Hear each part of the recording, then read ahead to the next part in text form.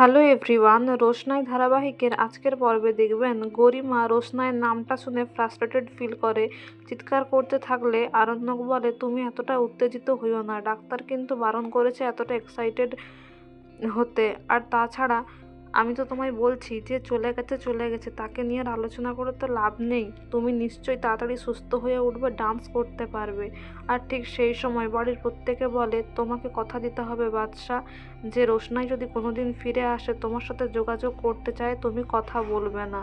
এদিকে জাজেসরা রোশনাইকে বলে, তুমি আর কি কি ডান্স করতে পারো, কত্থক আর বলিউড স্টাইলে কিছু দেখাও। তারপর রোশনাই সেটা এক এক করে দেখায় এবং সেই ডান্সটা খুবই ভালো হয়। সবাই খুব হাততালি দেয়, জাজেসরা খুবই ইমপ্রেসড হয় রোশনাইয়ের এই নাচ দেখে। এমনকি গুরুজিও খুব খুশি হয় যে রোশনাই খুব ভালো পারফরমেন্স করেছে।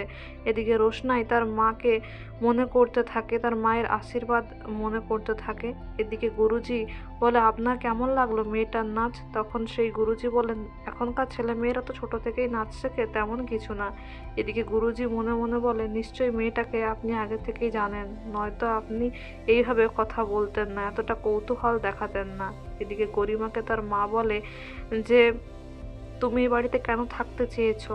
তখন গরিমা বলে, তুমি আগে বলো তো, বাবা আর আরণ্যক কেন বারবার বলছে রোশনাইয়ের এর মধ্যে হাত নেই? সুরঙ্গমা কথাটা ঘুরিয়ে দেয়, বলে, রোশনাই ইচ্ছাকৃতভাবে করেছে, আরণ্যক তোমার বাবা মিথ্যে বলছে। এদিকে আরণ্যক গরিমাকে হুইলচেয়ার থেকে তোলে, বলে, তোমায় হাঁটতে হবে, আস্তে আস্তে তুমি নিশ্চয়ই পারবে, তারপর তোমায় ডান্স করতে হবে। গরিমা বলে, তুমি চলে যাও, তুমি যাকে ভালোবাসো, যে তোমাকে ভালোবাসে, তুমি সেখানে যাও, আমাকে ছেড়ে দাও। আরণ্যক বলে, আমি তোমায় ভালোবাসি, আমাদের এতদিনের সম্পর্ক, মিথ্যে হলে কি তোমায় বিয়ে করতাম?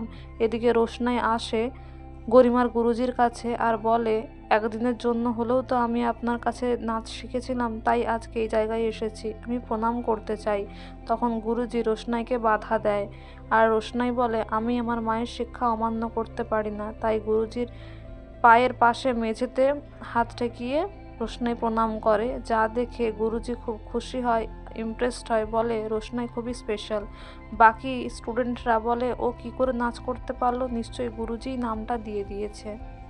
এরপর তাদের মধ্যে একজন ভালো স্টুডেন্ট বলে, তা তোরা কি বয়কট করবি?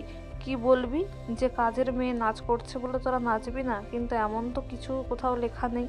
তো বন্ধুরা, এই ছিল আজকের আপডেট। Thank you.